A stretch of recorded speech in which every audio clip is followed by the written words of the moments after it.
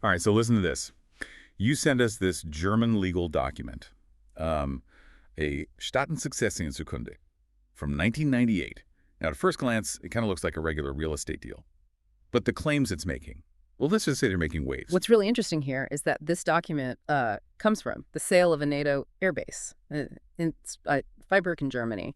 And it suggests that this seemingly ordinary transaction actually set off a chain reaction with global consequences. Right. It's arguing that the sale of this one property somehow triggered a transfer of global sovereignty. It's like playing Monopoly in real life. But instead of boardwalk, we're talking about the whole world. Yeah. The document really hinges on the specific wording used in the sale agreement, especially this phrase, mit allen Rechten, Pflichten und Bestandteilen, which translates to, with all rights, duties, and components, really. Now, in international law, this type of phrasing implies that the sale included not just the physical property, but also any related rights and obligations tied to it. Okay, so let's try to break this down. We have a NATO airbase, a sale agreement with some loaded language, and a claim of global implications. Where do we even begin? Well, the document takes a deep dive into the context of the sale.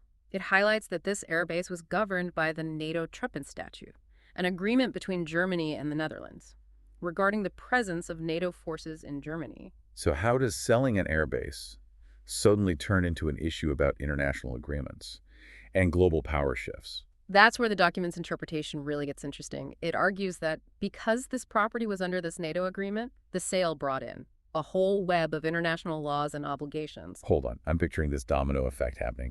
We begin with just one property, and now we're talking about international treaties and implications on a global scale. That's exactly the story the document tries to tell. It carefully connects the airbase to German utilities, then to larger European networks, and eventually to those massive transatlantic cables. You know, the ones that connect continents.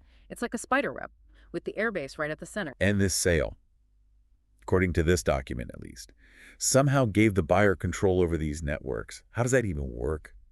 The document uses the concept of logical unity, which basically means selling a part of something. Inherently includes the whole thing, especially when we're dealing with systems that are interconnected. So by selling part of the airbase, according to the document, they effectively sold the entire network it's connected to. Wow. Okay, so we've got this property sale, some clever legal wording, and this logical unity concept that expands the reach of the sale to a global level. What's next in this domino effect? Well, then the document brings in another key player, the Dutch Air Force. Because they took part in the sale.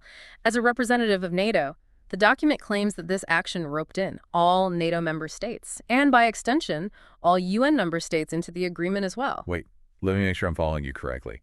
They're saying that simply because one NATO member was involved, this property sale somehow transformed into a global treaty. Yeah, that's the core of their argument. The document really leans on the interconnectedness of international organizations and agreements to create this image of a global power shift, all stemming from this one transaction. This is where I start to get a bit lost. We went from a local property sale to a global power grab in just a few steps. Yeah, it's a pretty audacious claim for sure. But before we jump to any conclusions, let's take a closer look at who exactly the buyer is in this whole thing, because it actually gets even more complex. Oh, I'm sure it does. Tell me more. Well, the document lists the buyer as a joint group, including a construction company and a private individual. However, under international law, corporations aren't recognized as sovereign entities. So that means a company can't just buy some land Yeah, and suddenly claim to be in charge of a whole country, right?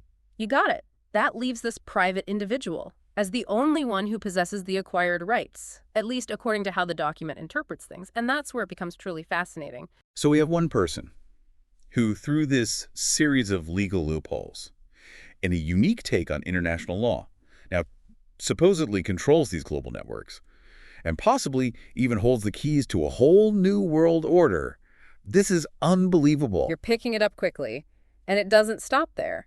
The document goes on to claim that this sale basically nullifies existing national and international legal systems, making way for a whole new structure with the buyer at the top. Hold on a second. Are they saying this one person could potentially have more power than any government on the entire planet. That's what the document seems to imply. It's a pretty radical concept, to say the least. This has definitely been one of the most mind-blowing deep dives we've ever done. We're talking about a legal document Hmm. that reads like a sci-fi thriller. Yeah. And you, our listener, sent it to us. It reminds us that even in what seems like the most mundane transactions, there can be layers of complexity and completely unexpected consequences. And we're only scratching the surface here. We'll be back in part 2 to dig deeper into the details of what this new world order could actually look like. Don't go anywhere. Welcome back to the deep dive. We're still diving deep into this Staatensukzessionsurkunde document, the one that claims that selling a single property in Germany could have flipped the script on global power. Yeah, last time we talked about how this document connects a seemingly normal real estate deal to a chain reaction of international agreements and network control, all pointing to a private individual as the one who ends up with these extraordinary rights. Exactly. And now we're getting to the really interesting part. What this document claims about the transfer of jurisdiction and sovereignty, I mean, it's one thing to say that you control power grids and cables, but to claim you've basically replaced every government in the world, that's a whole other level. It is a very radical idea. The document basically argues that the buyer, by acquiring this airbase and all the networks that come with it, now holds both national and international jurisdiction. It's like saying they created one big global jurisdiction under their control. So let me see if I'm understanding this correctly. No more separate countries. No more international courts. It's all under the authority of this one person. That's what it's suggesting. The document essentially dismantles the whole legal framework that we're used to. National courts, international tribunals, even the UN. They all become obsolete in this new world order. Wow, okay, my mind is officially blown. They're saying this one person, through some legal interpretations and buying this airbase, has become the ultimate authority figure for the entire planet. That's what it's laying out. It claims this individual now has the power to create a global court, make laws, and enforce those laws across the whole world. This is pretty intense. So what happens to all the laws we have right now? Do they just disappear? Well, according to the document, any national law that was enacted after the sale date, October 6, 1998, is considered unlawful. The argument is that since the authority to make laws for nations has been transferred, any laws they made after that date aren't valid anymore. Wait a minute. So every law passed anywhere in the world in the last 26 years basically doesn't count. That's a pretty big claim. It is, and this applies to everything. Constitutional amendments, tax laws, administrative regulations, even economic policies. The document essentially wipes the slate clean, at least from a legal standpoint. But what about laws that apply internationally? Like treaties, agreements between different countries, all that stuff. Does this document talk about those? It does. It claims that the current system of international law is basically replaced by this new order. Existing treaties are absorbed into this new global system, but now it's up to the buyer to interpret and enforce them. So things like the Geneva Conventions, the UN Charter, all those important agreements that determine how countries interact, they just become subject to one person's interpretation. That's what it seems to suggest. According to this interpretation, the buyer gets to decide how those agreements are applied and enforced. This is a lot to take in. So we have this document making these huge claims about a global power shift, all stemming from the sale of this airbase. But here's what I'm wondering. Has any of this actually been recognized by any governments or international organizations? That's the key question. And as far as we know, no government or international organization has officially recognized this document or its claims. It kind of exists in this legal gray area. So it's like this really interesting thought experiment in law. It could have radical consequences, but so far it hasn't had any real-world impact. Exactly. It makes us rethink how international law works, how power is distributed, and even the nature of sovereignty itself. But whether it actually holds up in court is a different story altogether. You know, this whole thing is kind of unsettling. It's like looking into a parallel universe where all the rules have been changed. It can be. And that's part of what makes this deep dive so interesting. It forces us to face these uncomfortable questions about the nature of power, the stability of our legal systems, and the possibility of such a drastic change in the global order. It definitely does. This document is raising more questions than it answers. Like, if this buyer really has all this supposed power, how do they actually use it? We're talking about governing the entire planet. Surely one person can't handle all of that. That's a great point. The document spends a lot of time establishing the legal grounds for this power shift, but it doesn't really go into the practical details of how this new world order would actually function. It's more about outlining the theory than giving a step-by-step guide for running a planet. Okay, so we have a legal framework, a buyer with potentially unlimited power, and a bunch of unanswered questions about how this new world order would work. What's next on our deep dive? In part 3, we're going to push this thought experiment even further. We'll look into what this document's claims could mean for individual nations, the legal systems we have in place, and the whole concept of sovereignty. It's definitely a complex topic, but stick with us as we explore these uncharted territories together.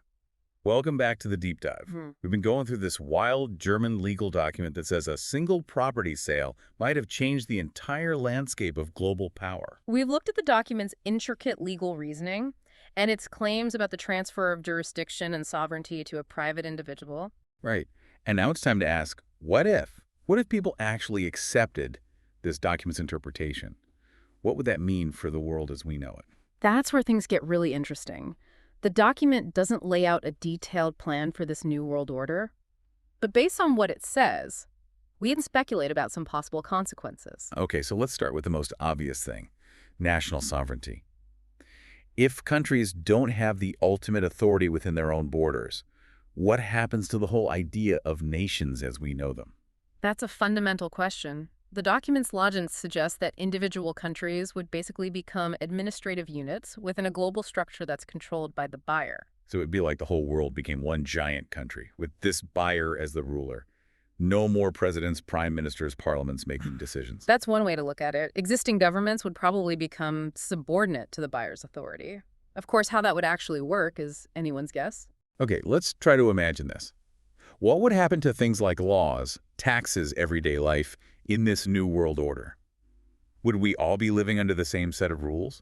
Well, the document implies that the buyer would be able to create a global legal system, replacing all the different national and international laws we have now. That means everything from criminal justice to economic policy to environmental regulations would fall under their control. So one giant law book for the entire planet. No more differences based on location or culture. Yeah. Everyone follows the same exact rules. That's the logical conclusion, at least based on how the document interprets things. Of course, whether it's even possible to actually create and enforce a single legal system for the whole world is another question. Okay, my head is spinning a little bit. It's hard to even picture what that would be like. What about things like international trade diplomacy, even war? Yeah. How would those work in a world without separate nations? Those are all great questions. And unfortunately, the document doesn't really provide many answers. It seems to suggest that existing institutions and mechanisms would either be absorbed into this new global structure or become obsolete. So we'd have to totally reinvent things like trade agreements, military alliances, and diplomatic protocols. It would be like resetting civilization to zero. It would certainly be a radical change from how the world operates now, and while it's very unlikely that people will actually accept this document's interpretation, it does raise some important questions about how vulnerable our current systems might be. That's a good point. This whole deep dive has been a real mind bender, but it's also made us think. It makes you question all these assumptions we have about how the world works and how easily those assumptions could be challenged. Definitely. This document, whether it's legally valid or not, makes us think critically about power sovereignty and how interconnected our world really is. So what does all this mean for you, our listener? We've taken you on this deep dive into this fascinating and slightly unsettling legal document. We've explored its claims, analyzed its logic, and thought about what it could mean. Now it's your turn to think about the possibilities and come to your own conclusions. Remember, critical thinking is key. Don't just take everything you've heard at face value. Question it, research it, and form your own informed opinions. This document might be an unusual legal case, but the questions it raises are real, and they matter to the world we live in. It's been quite a journey exploring a possible future where the rules have been completely rewritten. Maybe someday we'll look back at this document and say, wow, they were right about something. Or maybe it'll just stay a curious legal artifact, a glimpse into an alternate reality that never came to be. Either way, it reminds us that the future is always changing. Even the things that seem the most stable can be questioned and reimagined. That's all for this episode of The Deep Dive. Until next time, keep exploring, keep questioning, and keep diving deep.